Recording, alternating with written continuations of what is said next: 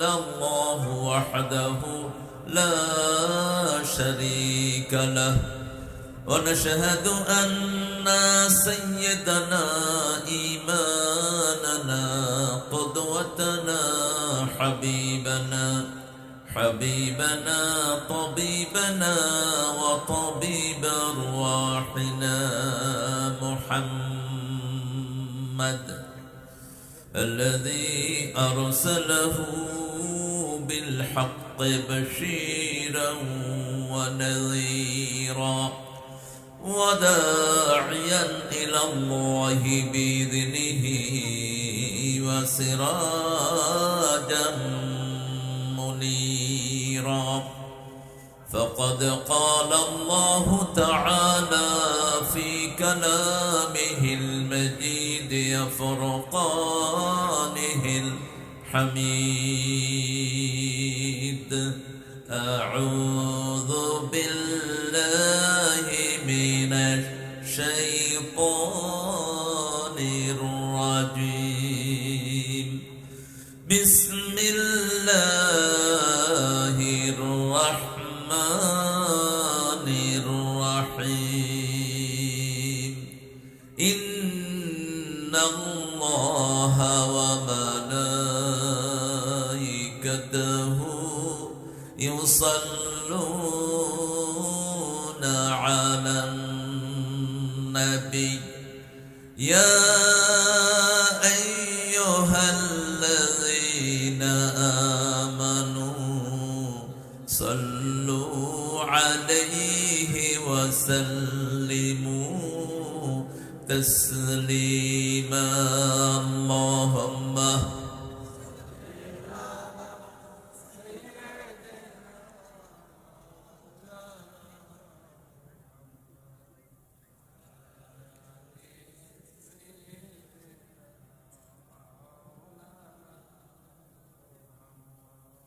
কেমন আছেন আপনারা? আলহামদুলিল্লাহ, আল্লাহ ভালো রেখেছেন, আমরা ভালোই থাকি। কোরআন দিয়ে যারা কথা বলে দুনিয়াতেও ভালো থাকবে, আখেরাতেও।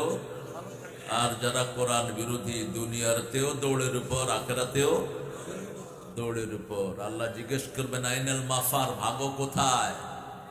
ফাইনা তাযহাবুন, যাও কোথায়? এখন ওনারা কোথায়? আপনাদের এই চেরাগালিতে এসেছি, দুই নেতার কামড়া কামড়ি ওয়াজ মাহফিল শেষ।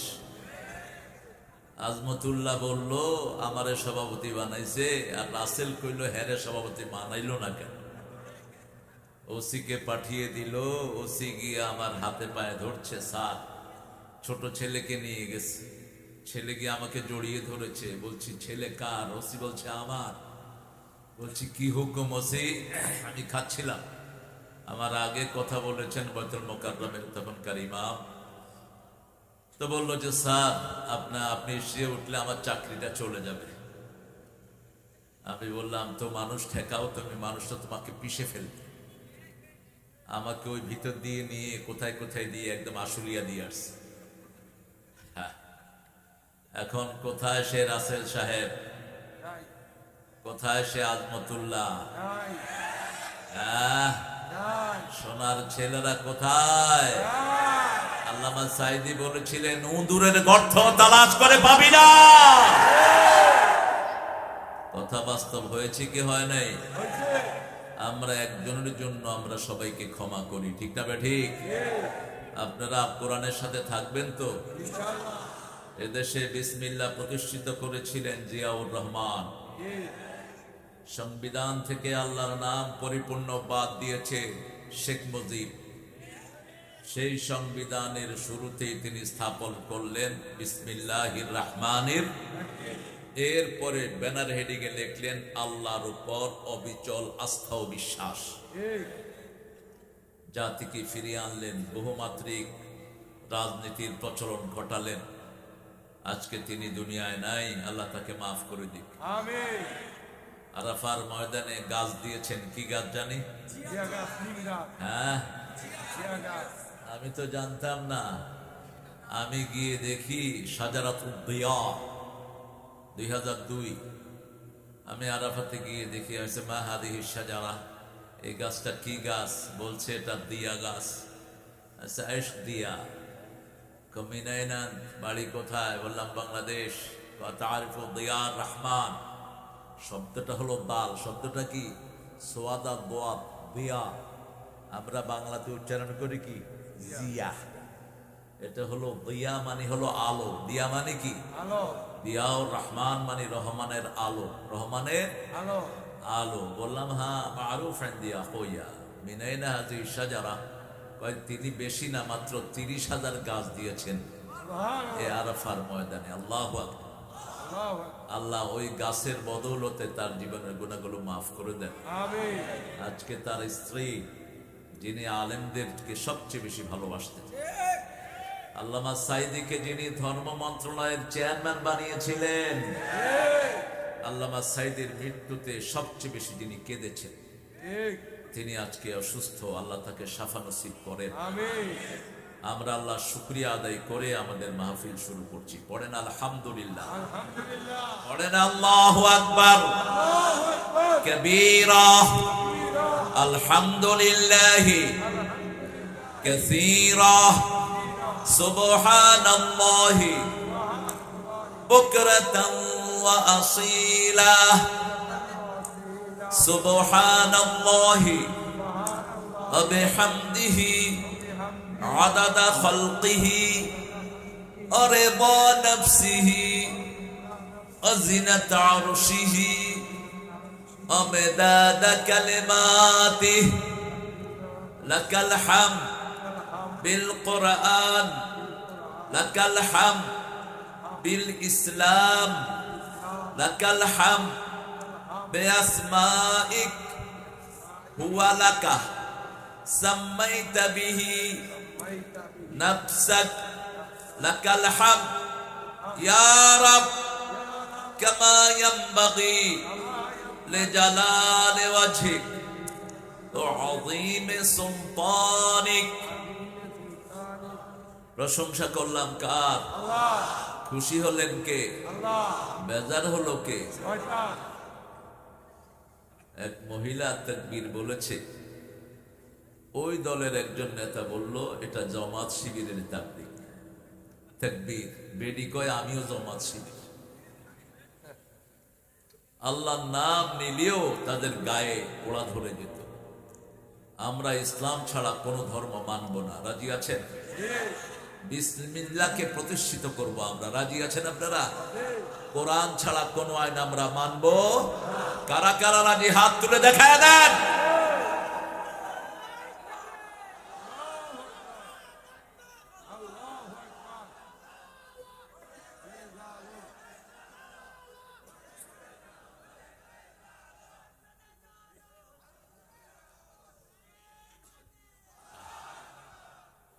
তাকবীর দিতে গলা ভেঙে গেছে দেখি তোমাদের। দেখো, গাছা সাংবাদিক ক্লাব এক বিশাল ওয়াজ মাহফিল। এবার প্রথম বোধ হয় না এই মাহফিলটা? দ্বিতীয়? প্রথম না দ্বিতীয়? এই জুয়েল, জুয়েল কোথায়? সভাপতি জুয়েল, উপরে আসো। আরিফ, তোমাদের এটা প্রথম না দ্বিতীয় মাহফিলটি? প্রথম। আচ্ছা আচ্ছা, দ্বিতীয়। ও, আজকে প্রতিষ্ঠা বার্ষিকী। মাশাআল্লাহ। আমাদের আজকের প্রধান অতিথি জনাব মোহাম্মদ রকিবউদ্দিন সরকার পাপ্পু ভাই। আল্লামা সাইদিকে এই সরকার মাঠে নিয়ে আসতেন কে বলেন তো? হ্যাঁ, আরে একই সাথে ছিল জেলে। আল্লাহ আমার ভাইকেও মাফ করে দিক। জোরে বলেন আমিন। ওই সময় যারা মামলা হামলা খায়নি এরা হলো ওদের দালাল। কথা বুঝেন? ওদের দালাল কিছু হুজুর এখনো মাঠে ময়দানে আছে। ওই সময় ওনারা খুব সুবিধায় ছিলেন, এখনো সুবিধায় আছেন। তবে ইউনূসের পা চেটে বেশি দিন সুবিধা করতে পারবেন না। আমরা কষ্ট করেছি, আমরা এই জমিনে থাকবো। রক্ত দিয়েছি, আমরা থাকবো। আমরা ঠিক না ঠিক? এই যে অসুস্থ দেখছেন আজকে, এই জেলখানার কারণে। একটা লোক যখন জেলে যায়, বাংলাদেশের জেলগুলো হলো এত নিকৃষ্ট, এখানে না আছে খাওয়ার কোনো মান, না আছে পরিবেশের কোনো মান। আহা, আল্লামা সাইদি 13 বছর আর 12 বছর 3 মাস। পাপ্পু ভাইয়ের জীবনের গুণাগুলো আল্লাহ মাফ করে দেন। হাসান সরকার আপনার কি হয়? আপন ভাই, আপন চাস্ত ভাই। এ হাসান সরকার নিয়ে আসতেন আল্লামা সাইদিকে টঙ্গীর এই মাঠে। আল্লাহ ওনার এই সরকার পরিবারকে আল্লাহ কবুল করুন। এরা বরাবরই কোরআনের পক্ষের শক্তি, আলহামদুলিল্লাহ বলি। আমাদের আজকে মোহাম্মদ আবু জাফর সূর্য ভাই তিনি আসছেন। হ্যাঁ, উনি প্রথম আলোচক। কে এটা? প্রধান আলোচক আবু জাফর সূর্য। কে? আরে আল্লাহ, তোমরা কেমনে নাম দিছে এগুলি? আচ্ছা আচ্ছা, মাশাআল্লাহ। প্রধান আলোচক জনাব মোহাম্মদ আলহাজ আব্দুল্লাহ আল মামুন। মামুন তো ভালোই আলোচনা করছে। মামুন দাঁড়িয়ে রাখলে আরো ভালো হতো। মামুনের কথা খুবই সুন্দর। মামুন যেভাবে কথা বলেছে আল্লামা সাইদিকে, আলহামদুলিল্লাহ, আল্লাহ তার পত্রিকাটাকে কবুল করুক। আমাদের আজকে আমার আগে কথা বলেছেন মোহাম্মদ আব্দুল কুদ্দুস সিদ্দিকী, আপনাদের এখানের খতিব। সে আল্লাহ তাকে ইসলামের জন্য কবুল করুক। আল্লাহ তার প্রাঞ্জল কথাগুলোকে মানুষের হৃদয়ে পৌঁছিয়ে দেখি। আমরা যেন কোরআনের কথাগুলো মানতে পারি। আল্লাহ আমাদেরকে মানার তৌফিক দান করুন। আমাদের অনেক প্রিয় ভাইয়েরা এখানে এসেছেন। শাহাদাত হোসেন শাহির, কামাল উদ্দিন, মিয়াজউদ্দিন মাস্টার, হুমায়ুন কবির রাজু, ফারুক হোসেন খান, মনিরুল ইসলাম বাবুল, আসাদুজ্জামান আসাদ, ইকবাল হোসেন। যত মেহমানের নাম আপনারা দিয়েছেন আল্লাহ সবাইকে কবুল করুন। সকল ইমামকে এখানে নাম দেয়া হয়েছে অর্নামেন্টালি। আল্লাহ সকল ইমামের গুনাহগুলো মাফ করে দিক। আমরা যারা এখানে এসেছি, অনেক ওলামা হযরত আসেন আশেপাশে। আমি যাদের ছাত্র হতে পারলে ধন্য হতাম। আমাদের প্রিয় স্যাররা এসেছেন, primary sir, high school, college, university sir এসেছেন। বিভিন্ন পেশায় জড়িত আবাল বৃদ্ধা বনিতা, পর্দার আড়ের মা বোনেরা এসেছেন। আমাদের শ্রমিক ভাইয়ারা, কাপাসিয়া থেকে অনেক মেহমান আমরা পেয়েছি এখানে। ইনফ্যাক্ট 5ই আগস্টের পরে প্রথম প্রোগ্রাম আমি করি আপনাদের এই কাপাসিয়া গাজীপুরে। সেখানে রিয়াজুল হান্নান, ব্রিগেডিয়ার জেনারেল হান্নান রাহিমাহুল্লাহ সার যোগ্য সন্তান, তিনি ছিলেন সেখানে। আমরা একই সাথে সেখানে প্রোগ্রাম করেছি। সেখানে জামাত, বিএনপি একই সাথে প্রোগ্রাম করেছি। আমরা যেন এই ঐক্যকে ধরে রাখতে পারি, আল্লাহ তৌফিক দান করুন। দুই গ্রুপের রক্ত ঝরেছে, ঠিক না ঠিক? মায়ের খেয়েছে দুই গ্রুপ। এখন এদের মধ্যে যারা ফাটল ধরাতে চায়, এরাই হলো ফেসিস্টদের দালাল। এটা আমাদের মাথায় রাখতে হবে। বিএনপির সবচেয়ে বেশি অ্যারেস্ট হয়েছে কোন দলের? বিএনপির বড় দল। বিএনপির বিরুদ্ধে মামলা হয়েছে 2 লক্ষের উপরে। এক একজনের বিরুদ্ধে, আমি জানি না পাপ্পু ভাইয়ের বিরুদ্ধে কয়টা হয়েছে মামলা? 67টা। বয়স কত? বয়স 50। মামলা খেয়েছে 67। 13টা 3 বার জেল খাটছে, আরো 10 বার বাকি আছে তোর জেল খাটা। আহা, দেখেন শয়তানগুলোর মামলা ছিল বড় বাণিজ্য। মামলা দিয়ে পুলিশ লেলিয়ে দিত, আর পুলিশ এসে টাকা লুটপাট করতো, ঠিক না ঠিক? ওই চোরা পুলিশগুলো কোথায় এখন? আমরা 60টা গুণের উপর আজকে কথা বলবো। আল্লাহ তৌফিক দান করুক। আমরা আল্লাহর ছায়াতলে থাকতে চাই। তো হাদিসের শব্দটা এসেছে আল্লাহর ছায়া। কার ছায়া? কিন্তু রাসূল পরে ব্যবহার করলেন জিল্লুল আরশ। It's not shadow of almighty, it's a shadow of his throne. এটা আল্লাহর ছায়া না, আল্লাহর আরশের ছায়া। কিসের ছায়া? আরশের ছায়া। আল্লাহ রাব্বুল আলামিন বলছেন, নবী তুমি বলো, عن أبي هريرة رضي الله عنه قال قال رسول الله صلى الله عليه وسلم 7 يظلهم الله يوم لا ظل إلا ظله। আবু হুরায়রা রাদিয়াল্লাহু থেকে বর্ণিত, আল্লাহর হাবিব বলছেন 7 ব্যক্তিকে আল্লাহ আল্লাহর ছায়া তলে ছায়া দান করবেন, যেদিন আর কোনো ছায়া থাকবে না। প্রথমটি হলো ইমামুন আদিল, ওই নেতা যেই নেতার ছায়াতে সবাই শান্তি পায়, ওই নেতা যেই নেতা সবাইকে সমান চোখে দেখে, ওই নেতা যেই নেতা শ্রমিকের কষ্টে নিজের ঘুম হারাম হয়ে যায়, ওই নেতা যেই নেতা শ্রমিকের সাথে একই সাথে শ্রম দিয়ে খায়। এদেশ একজন যোগ্য নেতা পেয়েছিলেন, আমরা রাখতে পারিনি। আমি তখন খুব ছোট, জিয়াউর রহমানকে দেখেছি মাটি কাটতে। পাপ্পু তো আমার বয়সে ছোট, পাপ্পু আরো ভালো করে দেখার কথা না। মাটি কেটেছেন, ওনার সাথে হেঁটে কেউ পারতেন না। উনি কক্সবাজার থেকে গর্জনিয়া 15 কিলো হেঁটে গেছেন, ওই 15 কিলো তিনি রাস্তা করেছেন। জিয়াউর রহমান, আল্লাহ তাকে জান্নাতের শ্রেষ্ঠ মাকাম দান করুন।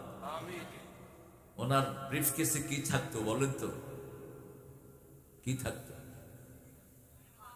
জায়নামাজ থাকতো। আর কি থাকতো? কোরআন থাকতো। আর কি থাকতো?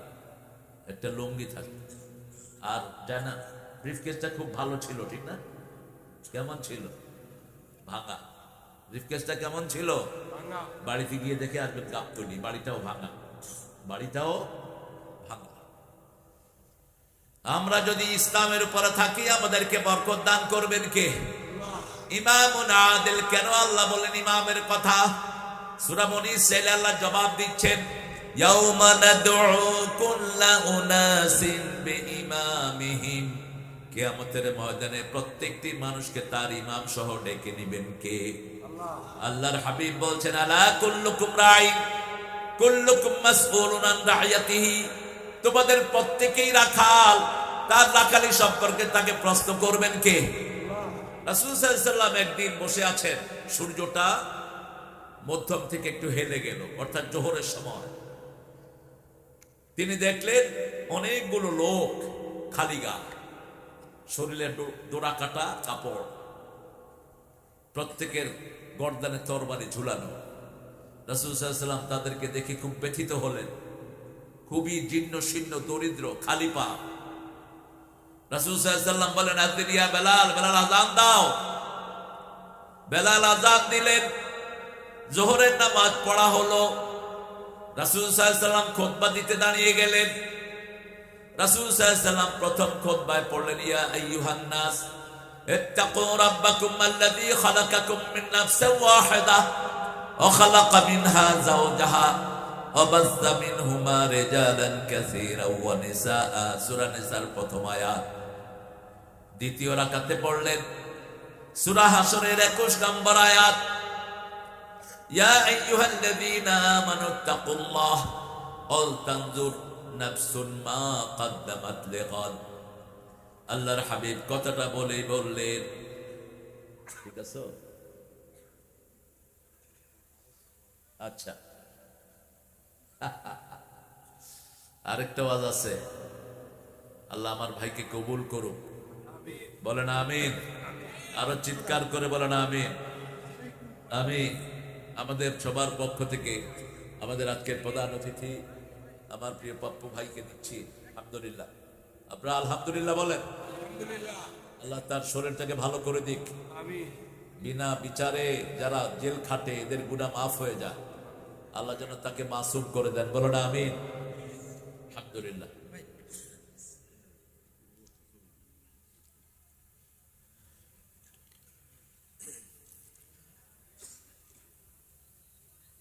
ঠিক আছে, ইনশাআল্লাহ ইনশাআল্লাহ। আলহামদুলিল্লাহ বলেন আলহামদুলিল্লাহ। হাদিসটা মনে আছে তো? মুসলিম শরীফের হাদিস, তাবারিতে এসেছে, বিভিন্ন হাদিসের গ্রন্থে এসেছে হাদিসটি।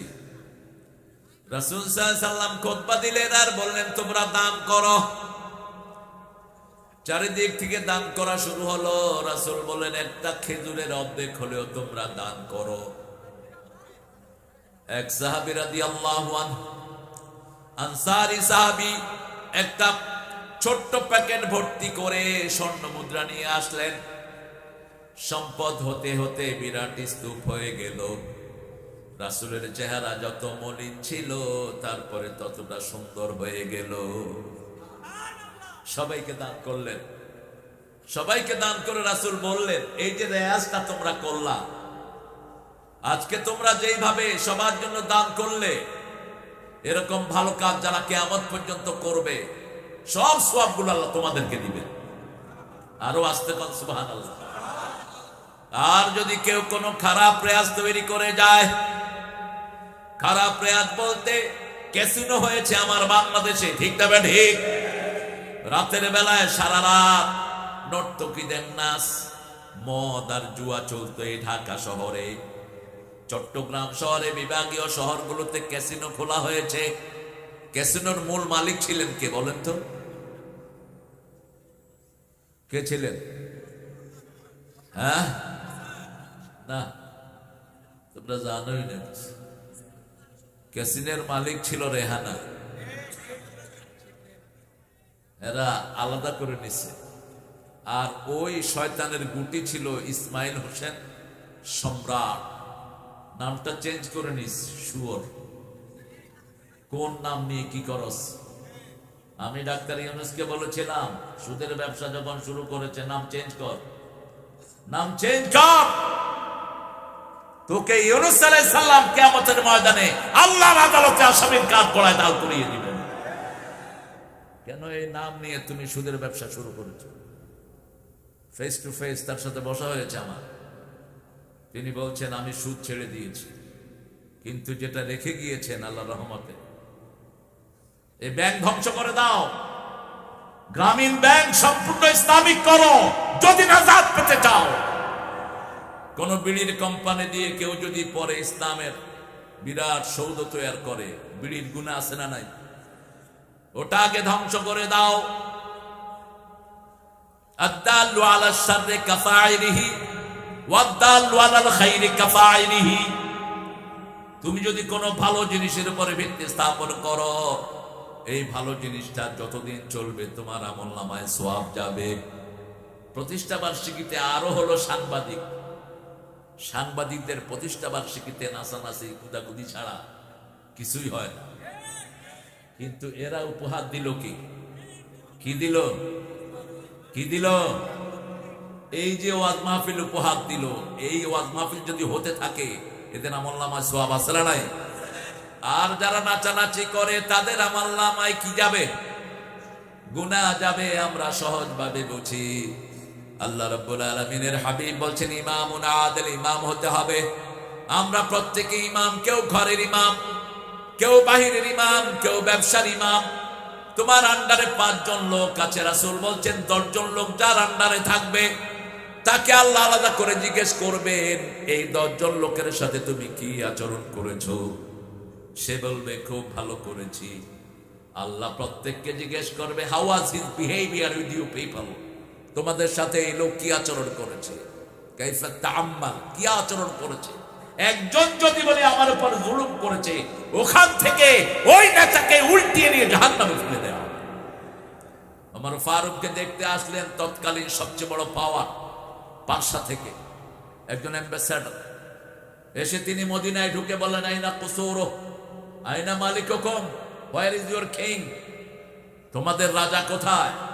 লোকেরা বলল লাইসা আলা মালিক। বলছেন কারণ ইহুদির বাচ্চারা বলছে মুহাম্মদ নাকি রাসূল ছিলেন না। হাতকে দেখেন তো, এই হাত দেখেন, হাতের এখানে দেখবেন 81 দেখছেন? আরবিতে 2টা অক্ষর। এই দেখেন, এই পাশে হলো 1, এই পাশে হলো 8, কত হয়? 81। আর এই পাশে 18। 81 আর 18 যোগ করলে কত হয়? আল্লাহর নাম কয়টা? এবার 81 থেকে 18 বাদ দেন, কত হয়? 63। কত? রাসূল বেঁচে ছিলেন কয়দিন? 63 বছর। অসংখ্য নিদর্শন দিয়ে রেখেছেন। আর ইহুদিরা বলছে রাসূল নাকি নবী ছিলেন না, রাসূল ছিলেন। এজন্য প্রমাণ দিচ্ছেন কে? মুহাম্মাদুর রাসূলুল্লাহ, আল্লাযীনা মাআহু, যারা তার সাথে থাকবে, আশিদ্দাউ আলাল কুফার, কাফেরদের উপর হবে বজ্র কঠিন। যেমন ছিলেন আবু বকর, যুদ্ধের ময়দানে গিয়েছেন, বদরের ময়দান। আবু বকর আত্মীয় স্বজন বলছে, আবু বকর বহুবার তোমাকে পেয়েছি, কিছুই করি নাই। আবু বকর বলছেন, আমি যদি একবার পেতাম তোদের কল্লা গর্দান থেকে ছিঁড়ে ফেলতাম। একবার যদি আমি তোমাদেরকে সামনে পেতাম। কারণ আমরা কার জন্য ময়দানে নেমেছি? আল্লাহর জন্য নেমেছি। রাসূল সাল্লাল্লাহু আলাইহি ওয়াসাল্লামের বিচার পছন্দ হলো না। ওমর ফারুক তলোয়ার বের করে এক কোপে শরীর থেকে গর্দান ফেলে দিলেন। সারা মদিনায় ছড়িয়ে পড়লো, কাতারা ওমর মুসলিমান, ওমর মুসলমানকে খুন করেছে। তার আত্মীয় স্বজন গিয়ে রাসূলকে বিচার দিয়েছে। রাসূল সাল্লাল্লাহু আলাইহি ওয়াসাল্লাম ঘর থেকে বের হলেন আর বললেন, লা আদুন আন্না ওমর ইয়াশতারি কাতলা আখিল মুসলিম। আমি কখনো ভাবতেই পারি না আমার ওমরের হাত কোনো মুসলমানের রক্তে রঞ্জিত হতে পারে। কথা শেষ না করতে জিবরাইল আমিন আলাইহিস সালাম আয়াত নিয়ে হাজির। সূরা নিসার 65 নম্বর আয়াত, ফালা ওয়া রাব্বিকা লা ইউমিনুন হাত্তা ইউহাক্কিমুকা ফীমা শাজারা বাইনাহুম সুম্মা লা ইয়াজিদু ফী আনফুসিহিম হারাজান মিম্মা কাদাইত ওয়া ইউসাল্লিমু তাসলিমা। তিনটা পদ্ধতি। আল্লাহ রাসূলের বিচার মানবে না, কসম খাচ্ছেন কে? আল্লাহ নিজের কসম খাচ্ছেন, ফালা ওয়া রাব্বিক, তোমার রবের কসম,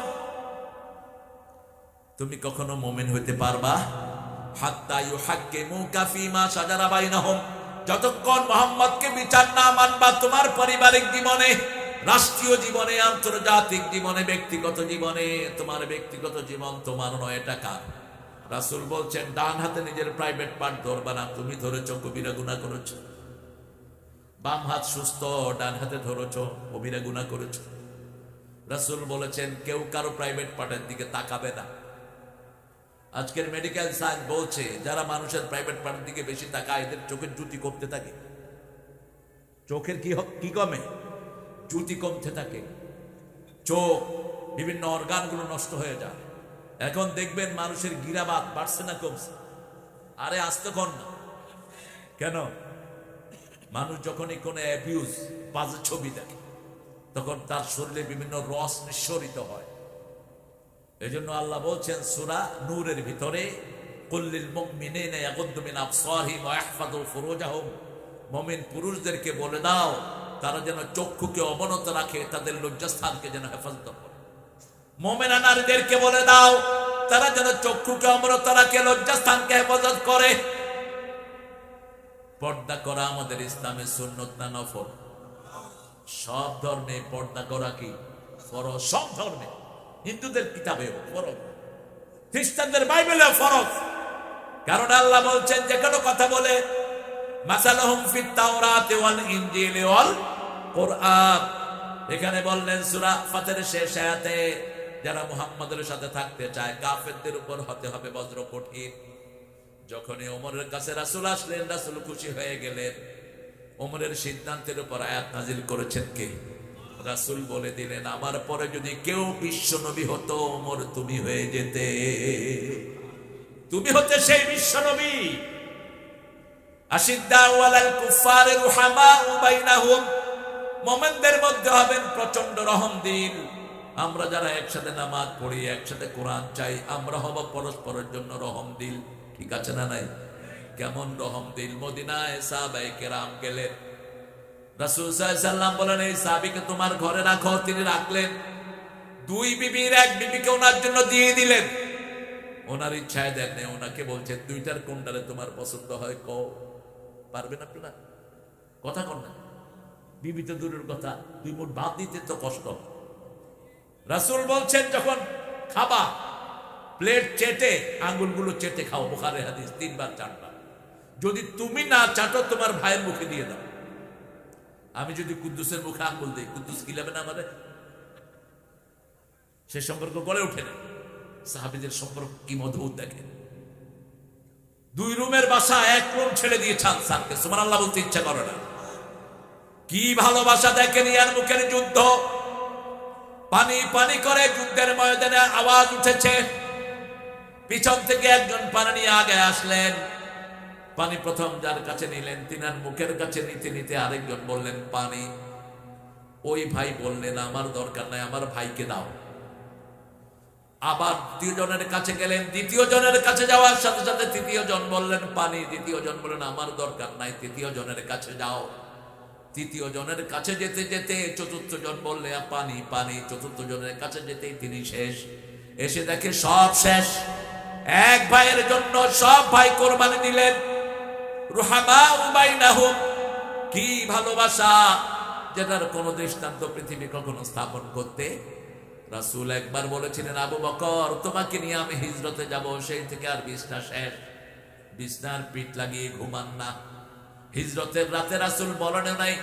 জিবরাইল আমিন বলছেন আপনি আজকে রাতে হিজরত করতে হবে। রাসূল বলেন আমার কাছে তো অনেক বিলঙ্গিংস, কাফের মুশরিকদের অনেক সোনাদানা, আমার কাছে কি করব?